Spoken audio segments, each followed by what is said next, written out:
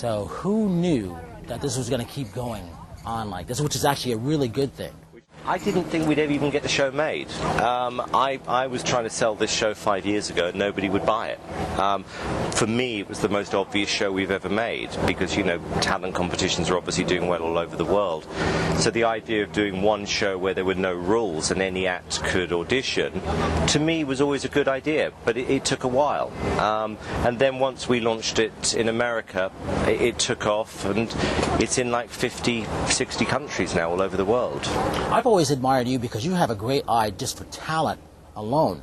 And I'm not even talking about the business aspect because obviously you're good in that too. Have you always had this and it took years for people to catch on? Everyone has it, funny enough, you know, because when you buy a record or you decide to watch a movie, you're drawn towards good things. And I just do that in my day job. You know, a couple of years ago I can remember a girl coming on one of my shows in England, a girl called Leona Lewis, and thinking at the time, this girl potentially is one of the best contestants we've ever had. Last week she had the #1 single and album in America. So these things can materialize. This year on America's Got Talent, I've seen 2 auditions which are mind-blowingly good. And I predict great things for both of these people, and they're both singers. How much or how important is casting when it comes down to it, would you say? Oh, casting is absolutely key. You know, there are literally tens of thousands of great singers in this country.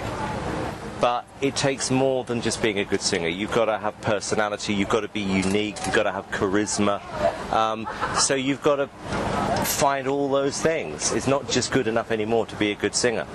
And who do you pick to win for Idol this year? I'm going to stick my neck out and go on the night, if he does the right thing, David Cook. Because I think what David Cook has got is the ability to find a great song, put his twist on it, and to make it work on the night probably better than anyone else. Thank you so much.